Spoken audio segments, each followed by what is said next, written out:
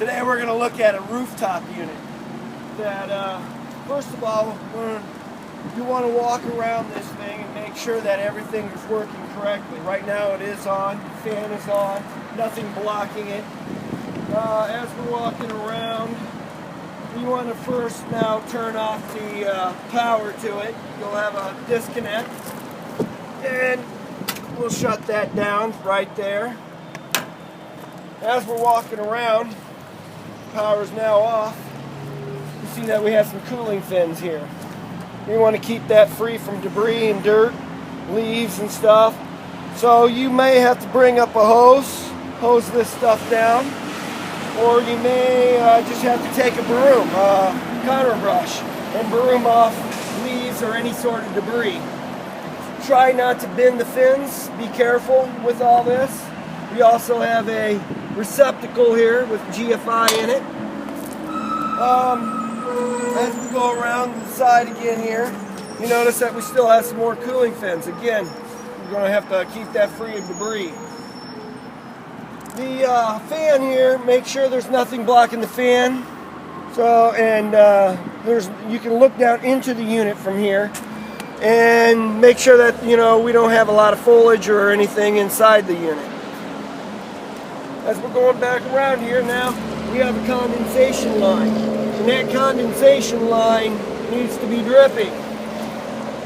It's doing what it's supposed to be doing, and looks good. So we come around. All these RTU units have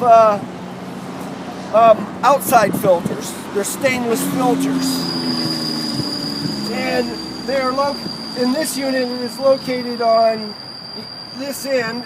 Yeah, let me get this off. We'll open it up, pull it out. Basically, you have a stainless filter that you'll need to hose down and wash every once in a while. As you can see, we have some debris, cottonwood or something in there that needs to be pulled out. Clean that filter, wash it up, clean it, put it right back into the unit. Alright, so we've really gone through around the outside and we've taken a look.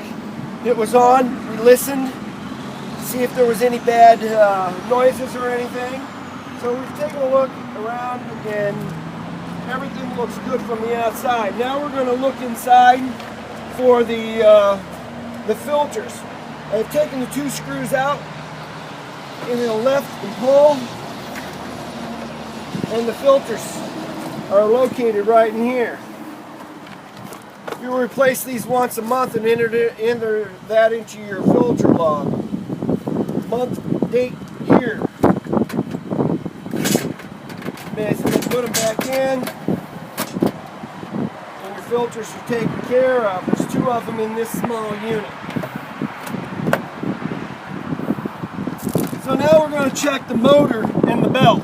I've taken the two screws out of here also.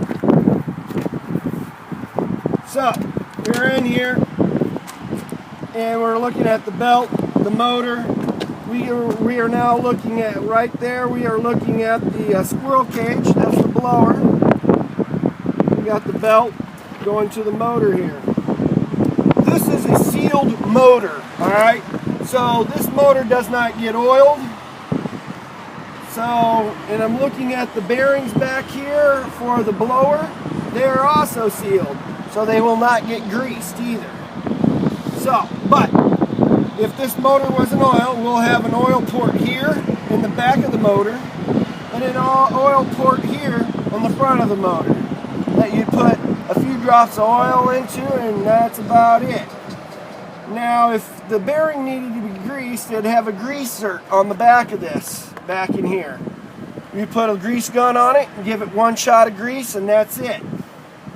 We will talk about belt tension later on, but pretty good. This is pretty good. It's moving about a ½ an inch, and I will give you the instructions on how to perform the belt tension on these units.